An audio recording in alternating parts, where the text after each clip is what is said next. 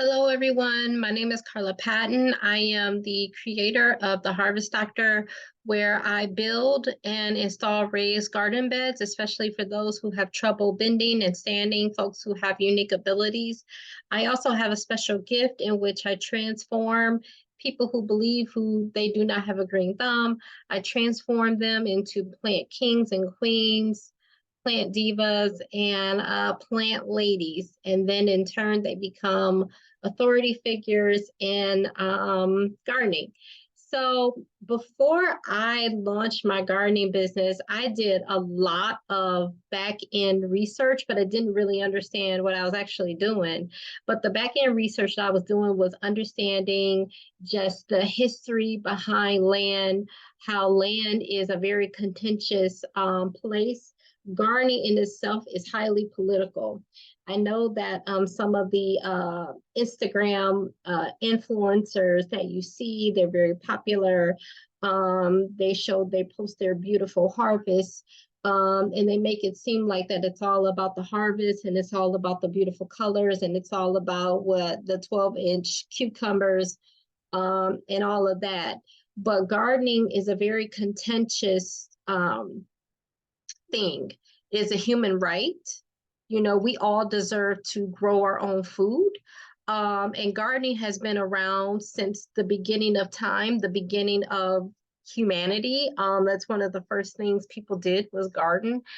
So I want to go over just like a very brief understanding of just like the history of green spaces. This is like in no means encapsulating. I'm missing out. I just want to say that this lecture is going to be leaving out, I mean, a whole host of history, like a whole host of global history, right? That can help us like better understand gardening as a political act. So I'm missing out on a whole lot of detail. I just want to say that.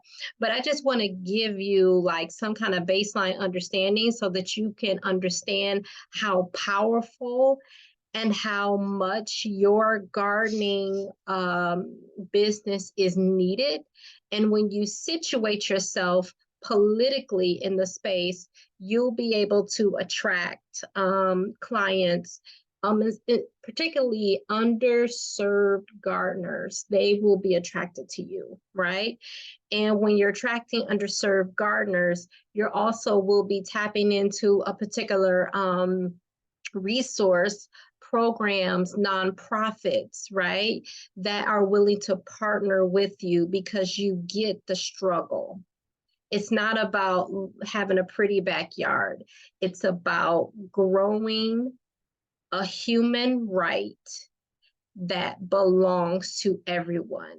And people of color, for instance, are the founders of gardening, right?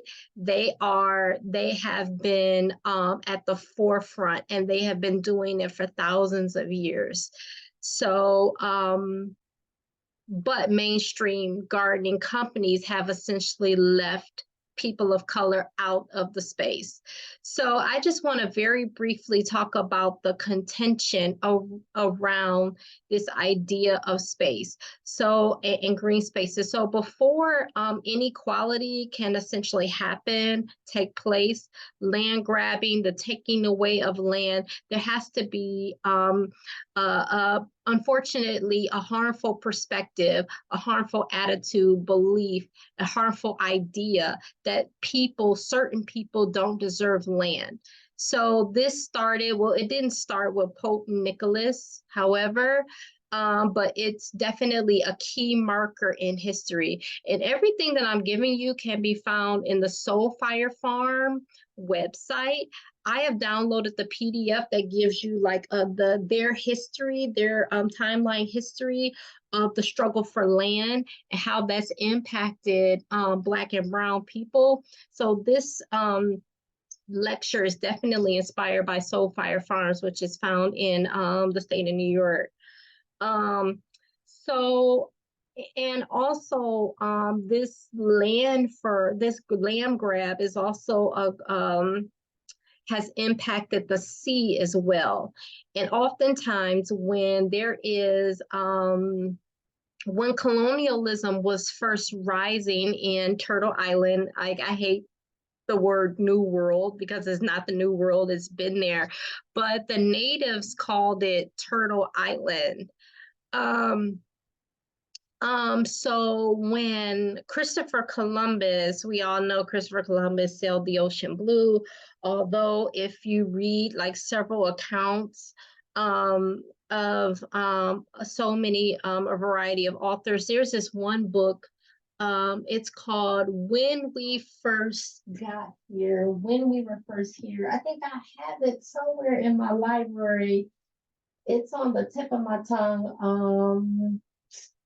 It's on the tip of my tongue, but the book is something along the lines of When We Were First Here.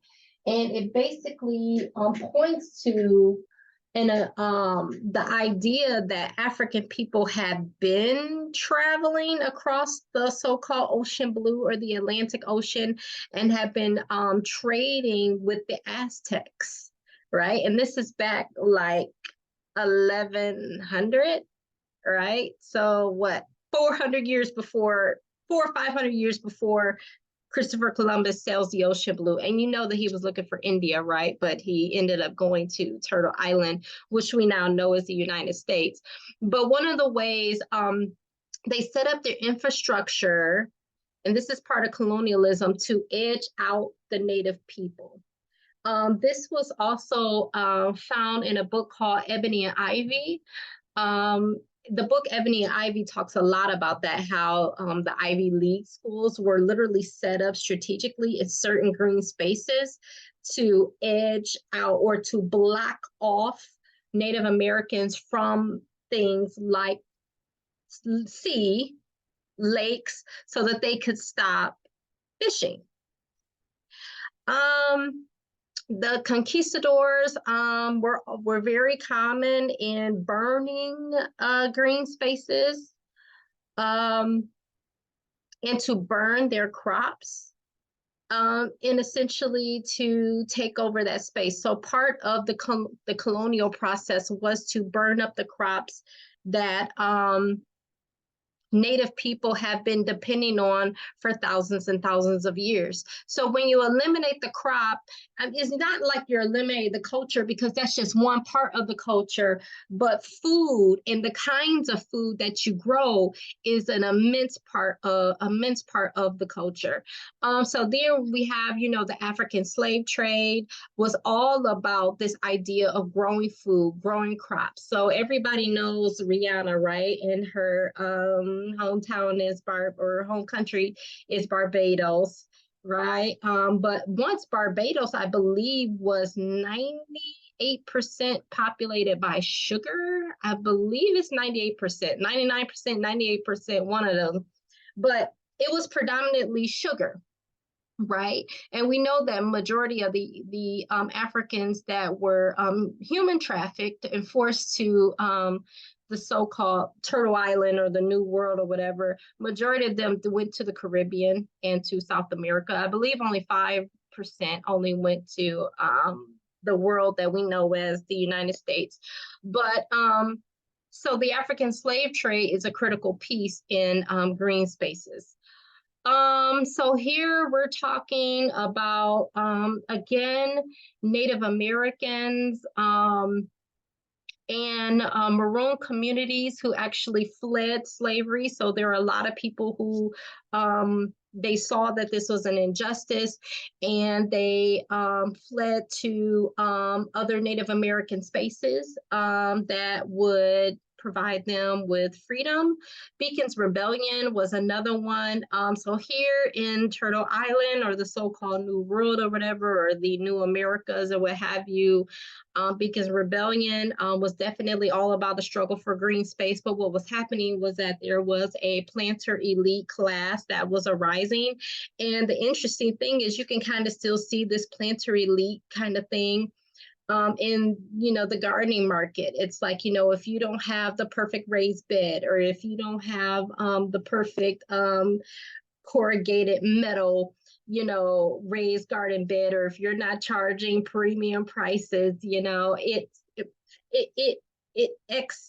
moves away right? The people that really needed the most. And that's one of the reasons why I started the Harvest Doctor, because I saw that there was a lot of elitism in the gardening space, and I didn't like that. And I wanted everyone to have access to gardens, right?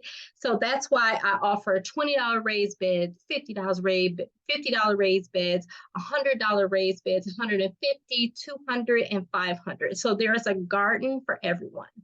Um,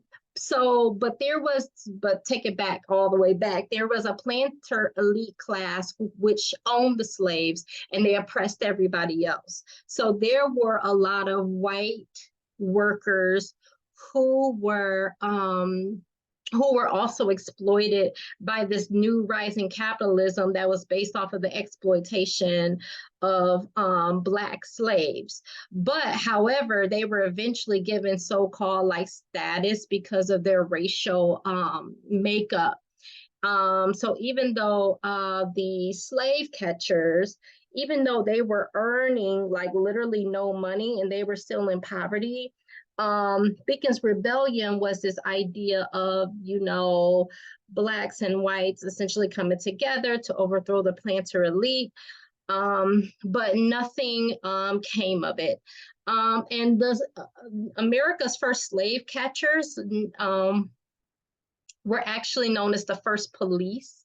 So policing um, actually derived from slave catching. And these are people who were forced to grow food under inhumane, deadly, horrific circumstances, right? So gardening is tied up into all of this. Okay, conflict behind green spaces. You got the first Indian War happening. Um, Rice, this idea of the production of rice became very popular. The reason why we see rice, especially in South America, is because of West Africa. And there is a section of this, but so when African women, when they knew that they were going to be trafficked and to be put on the slave ship, what they would do is they would hide seeds, they would braid their hair and hide seeds in their hair to maintain their diet. And it is believed that one of the reasons why we see certain varieties of rice is because of the seeds that the African women brought to Turtle Island. Okay, so yep, America's first police force originated as slave patrol. So this is really important gardening history that everybody should know. And even though we're talking about the context of agriculture, right? But you can see elements of gardening and the problems of the gardening markets glean from the history of the struggle for land. So you have the Sullivan campaign, where so many Native American villages and their winter crops were destroyed. So part of colonialism was this idea to destroy crops. And really interesting, right? So you have the Naturalization Act of 1790. The first national citizenship law restricts the nationalization to white immigrants, excluding indigenous and people of color. So even though Black folks have worked the land, produced the wealth, but they were not given land to start their own farms, to start their own businesses like white immigrants. And this was a way to usher in a new organization of the way we think of whiteness in the United States. So they're removing that ethnic part and then just creating whiteness as a whole, right? In order to exclude people of color. So Anthony Wayne is a very popular person from my hometown. There is a street called Anthony Wayne, and then there's I believe, like a collection of schools, like Anthony Wayne schools. In the area where I'm from, Yeah, so very well-known person who was revoking the land, who revoked land from Native Americans in that area.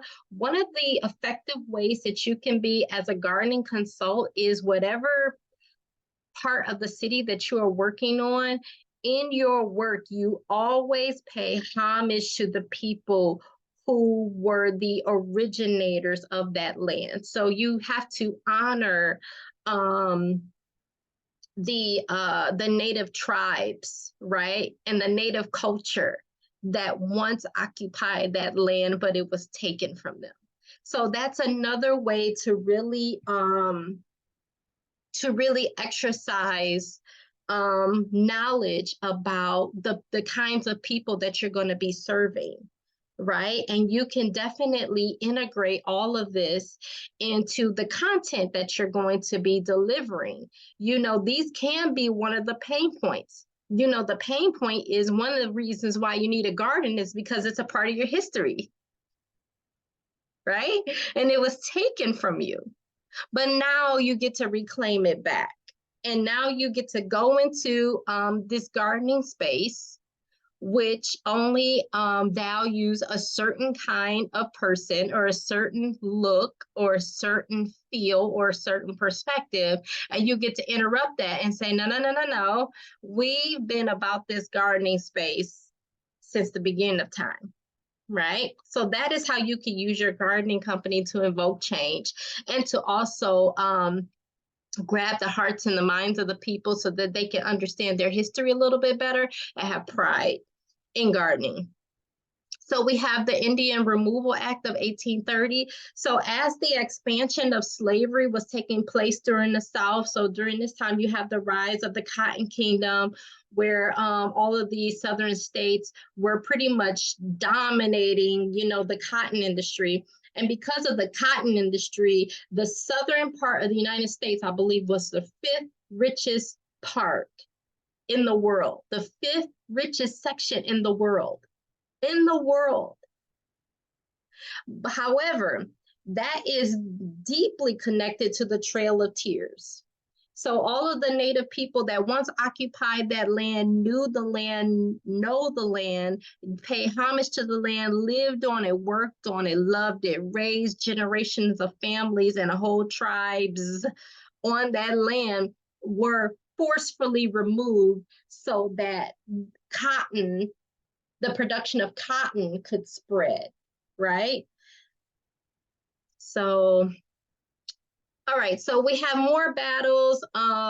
So there were many instances where African Americans who escaped slavery took up arms aside Mexicans to defend the Mexican Texas from the United States. So again, this is all for the struggle of land here. Then you have the annexation of Texas.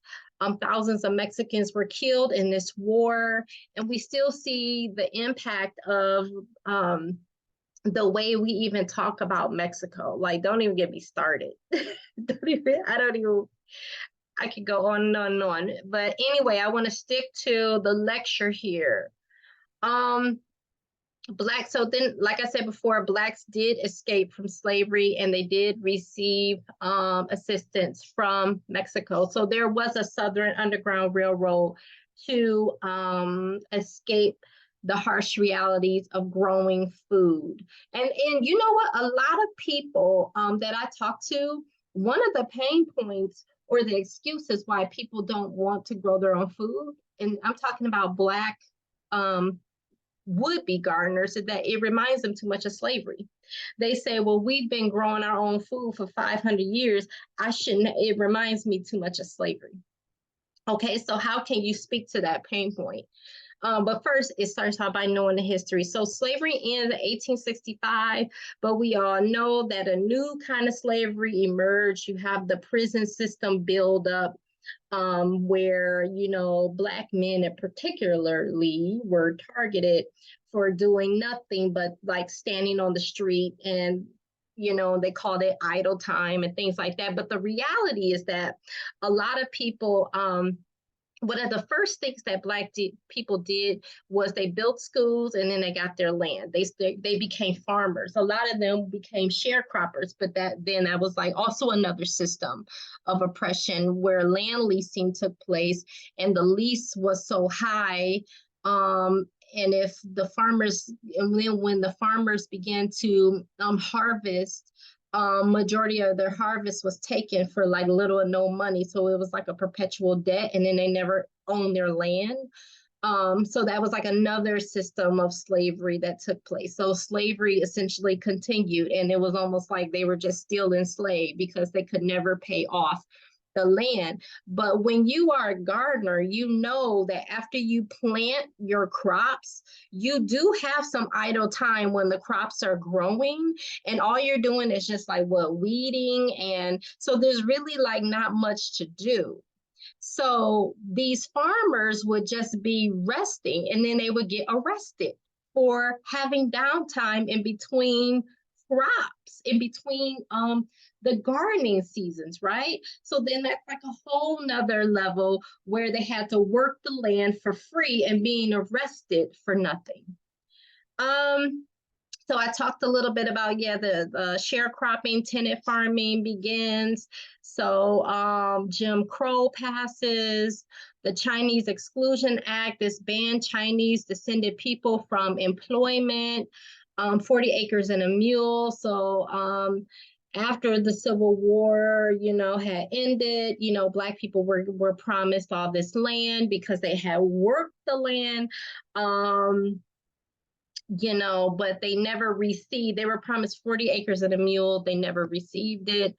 So then you have like a series of laws that begin to take away the humanity and the rights and the movement of African Americans. Texas Rangers, I know this is like a term that is oftentimes I hear it used and thrown around, but it's important to know that Texas Rangers actually use lynching, curfews, and further land theft to weaken Mexican resistance to colonialization. That's very important. Redlining, we definitely see the impacts of that. Black and brown communities were denied houses in particular areas, which cut down their ability to grow gardens or to live in particular neighborhoods, because it was believed that when a Black person moves in, then it would lower the prices, the home values. I'm trying my best. I don't mean to like go through this really fast, but I just want to give you all just an overall consensus or understanding of why having a gardening company is so important. So farming, gardening, it is a contentious space. It really is. And you can even see it on social media, just how divided it is. But there are so many Black gardeners and farmers that are influencers that are here. They are doing the work, they are present, and they are carving out their own space within that market, right? So I don't want to say that they're not there or they're marginalized or anything like that, but they are there and they are crafting their own unique space that is different than the mainstream. But I'm saying all this to this slide because the USDA has actually lost a huge civil rights case. And it's like literally like the biggest civil rights case in the history of the United States. So Black farmers, so the USDA, they're trying to track down the families of Black farmers so that they can get their land back. But it's kind of like, I don't want to say like a mess, but it's like, how do you trace back, your grandfather's grandfather, right? Like, how do you trace that family lineage? And then when you do get the lineage, the kids, do they want to take on all that land? Do they want to take on 100 acres or 50 acres or whatever? And then they'll end up like selling it and then taking the money. And So it's just like a whole thing that I could just kind of go on and on and on about. Um, but if you like this, if you want to see more of these lectures from me, let me know. Send me an email, and then I'll do another one. So now we have the issue of food insecurity. So I this is reminding me of the time that I spent in Detroit where they were knocking down a lot of the houses and things like that. And then there was just like all this vacant land, and how the city and their rules were so strenuous, where if you started gardening in these spaces, you would be given a fine because it was seen as like what is the word? It's on the top of my head. I can't think of it. You guys probably know, but it's like seen as like a nuisance, or like your yard is being upkept, and then the city will give you fines and things like that. But I think things are changing, but there's still a lot of issues and problems. Um, but because of like the racial segregation and the rise of fast food, the hunger issue is definitely increasing, especially among Black and Brown people. This is known as food insecurity. So this is when the neighborhoods leave the predominantly Black or predominantly Latinx neighborhoods. So if you have to travel more than 30 minutes, I believe, walking. If you have to walk more than 30 minutes, then technically you're living in a food desert. And that's problematic, because when you say desert, that means it's barren, it has no life, it has no culture, that there's nothing there. So it's basically coming from a perspective of like a deficit perspective, but people are there, and they do have their gardens there, and they are growing food, right? And they do have a culture. So it's not a desert, right? It's just companies don't want to invest in, it's just that it's really hard for them to get fresh produce. So here's some interesting facts about farm workers. I don't know if you all heard about Heinz ketchup, but I don't know if they've improved or not, but I know Heinz ketchup is really has had like a really bad reputation for Latinx farm workers, and just the immense exploitation that they have to deal with. In many ways, they're not being paid accurately. They be sometimes they'll play tricks on you, and this is another reason how like a lot of the Black farmers lost their land.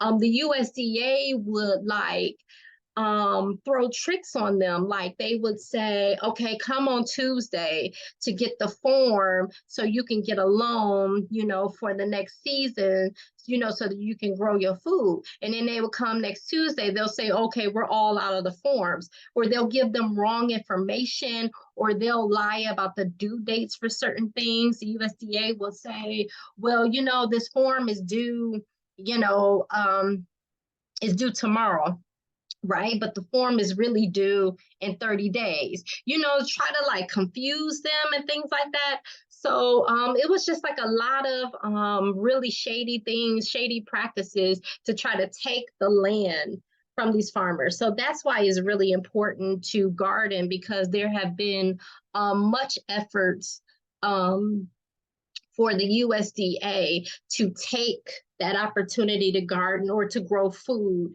from people of color. So here is the racial wage gap. I'm sure that it has changed since 2012. That's like a really old statistic, but I can give you some new ones. Food apartheid. So I talked a lot about like this idea of a food desert and how that is a racist term. So here I've given you some history about farmers market, so you can read this on your own time here. This is really important. This is something that I wanted to get into. So just kind of going back to African Americans and just the power of gardening, right? So this is a little snippet of a narrative by Charles Ball, who was a man who was enslaved, and he talked about the power of gardens. So this is what he says: on every plantation which I've ever had any acquaintance, the people are allowed to make patches, as they are called, that is, gardens. I interviewed someone from the South during the sharecropping era, and he said that they didn't call them plots, they called them a trunk garden. Truck patches, truck patches. That is gardens in some remote and unprofitable part of the estate, generally in the woods, in which they plant corn, potatoes, pumpkins, melon for themselves. So number one, I want to know, what did they do with the soil to make it profitable? These patches must cultivate on Sunday or let them go uncultivated. So gardens are liberatory spaces. So if you can say to your client, you know what, this reminds me of slavery, no, give them the testimony of Charles Ball. So not only were these people, so if you notice, they had to be cultivated on Sunday. So there were narratives that actually said that if you tended to your garden on Sunday and didn't go to church, you were really seen as a troublemaker. Very similar to the people with the lashes on their back trying to run away, because they want to know, what are you doing and you're not going to church? That was seen as a threat.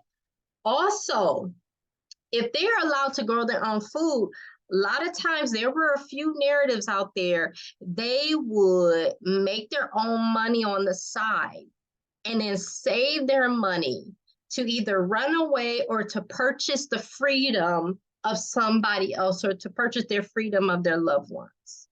So gardening is more than just the cute Instagram pose, the 12-inch cucumber is more than just the color, right?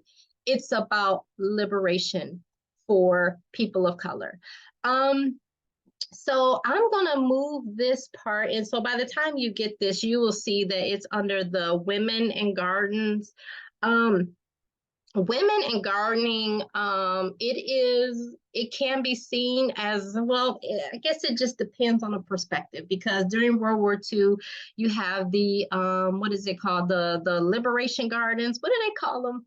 I totally forgot. I should know this stuff. I'm sorry. But victory gardens. Yeah, they call them victory gardens. So I think it just kind of depends on where you are. But growing a garden doesn't necessarily make you a feminist, okay? Because it's all about your politics, right? But there is an eco-feminist framework out there that can help make sense, that can explain the reasons, the implications of women in gardens. I go on and on about that, but I'm going to try to keep this lecture on par here. But if you're interested, let me know. I'll add some more stuff. But Alice Walker Works really is the foundation for Harvest Doctor. So I would encourage you to find a piece of literature written by an academic or an author that can really ground your work. So Alice Walker has an essay called "In Search of Our Mother's Gardens," and the name of the book is "In Search of Our Mother's Garden." So this was definitely my manifesto when it came to the Harvest Doctor. So whenever I get confused, I always go back to Alice Walker. So basically the gist of this article, and you can read this on your own, is basically talks about how Black women in the era outside of slavery, because of like racism and sexism, Black women oftentimes were not given the opportunity to express their intellectual and their creative juices flow. But nature and gardening was a way to express their intellectual prowess or their intellectual skill. And so you can read through all of this. So she basically talks about how the use of colors, the use of flowers, the use of texture was making not only like a social political stance of what it means to be a Black woman, but all of the tools that they use to make all these things happen. So even though there was like utter structural inequality as far as like housing, access to land, access to education, institutions, you name it, right? The political part of it, like economies, like you name it. They were still able to assert themselves through nature. And they use unique tools, unique strategies in order to display their intellectual ability and their genius. And their genius was manifested through flowers, gardens, growing just huge, beautiful blooms, and how it caught the attention of the community. So, and it goes deeper into that, but I'm just trying to, So, another book that's really impactful that I would encourage you all to buy is called The Last Child in the Woods. And it basically talks about how our children is suffering from a nature deficit disorder. And there are like tons of scholars that talk a lot about this, about like when kids, when they go out to the playground, especially like kids that are in urban areas, it's like the buildings are all brownish and you got this hard concrete and they can't play. They can't wonder. I mean, they play, but the play is different.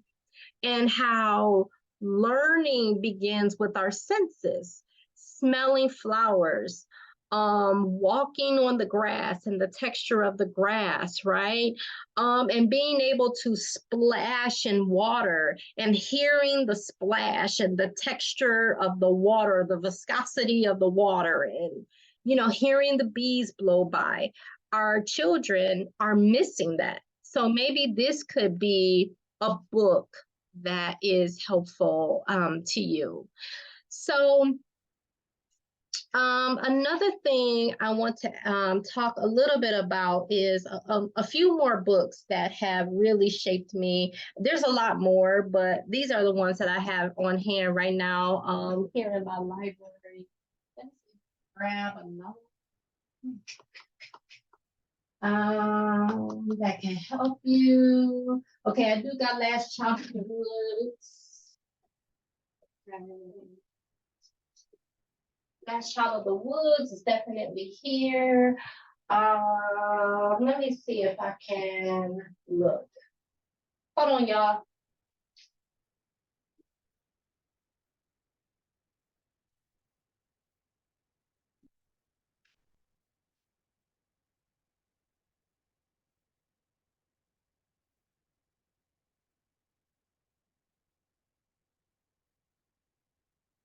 Okay. All right. So here's Last Child of the Woods. I should probably take this blur off because this is like, maybe I should stop the screen share. All right, I'm gonna stop the screen share. Oh my goodness, yeah, you can't see it. Oh, wait. Maybe I put it from my face. Okay. Last Child of the Woods is a really good one. Greening Africana Studies. Yeah, Greening Africana Studies is good. I don't know if Last Child of the Woods showed up, but yeah, Last Child of the Woods is good. This is an excellent book. Black Food Matters. Fresh Banana Leaves. This one is really good. This talks about how a tree actually saved. This is Jessica Hernandez, how a tree actually saved her father in a war. This means everything to me because this reminds me of a story that my grandmother would always tell me about how there was a tree getting ready to fall on her house. And my grandmother said that she prayed to God God, please don't let this tree fall on my house. So she said she prayed, and I think it was like a few days later, and the tree was way like on the other end. So this book opens up with a story about how a tree prevented her father from, like, I think there was like a bomb falling off. And he hid under a banana tree. I believe it's a banana tree. Don't quote me on that. But he hid under a tree, and the tree protected him. The tree soaked up the bomb, the bullets. So this is a good book. So you need these authors. Let me see. God, I can't believe, you know what? They might be at home. They might be at home. But I got a few others. Then I got Ebony and Ivy. I got a lot of them. And then of course anything that comes out of Soul Fire Farms is good. But Ebony and Ivy, this one talks a lot about how the Native Americans, how the building of the very popular Ivy League schools were actually used as posts or sites, excuse me, that would move or that would move the Native Americans out of their original land, block them off of their supplies, block them off of rivers and certain areas where they could get food, certain areas where they grew food. I'll hold that one up again. It's called Ebony and Ivy. Ebony and Ivy. So these, among many other books, Black Food Matters, I think, is very important for every garden coach to have, because not only are you building garden installs, not only are you building raised beds and garden installs, but you are fighting against food inequity. You're fighting against food inequity, and what you're doing actually matters, right? And you are growing Black culture through food, through the growing of food.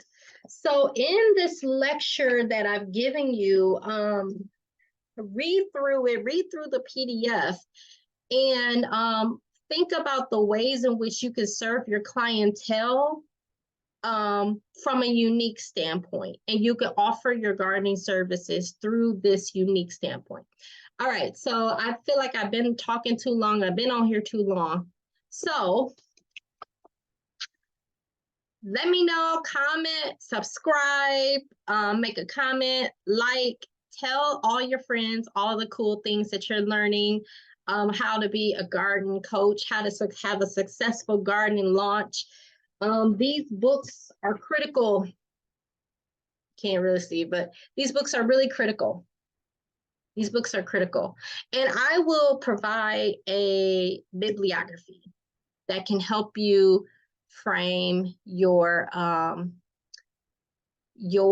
business so that you can attract the clients that have been waiting for you. You are helping people to get free. That's what you're doing. You are helping people to get free. All right, I'll see you in the next lesson. Bye-bye now.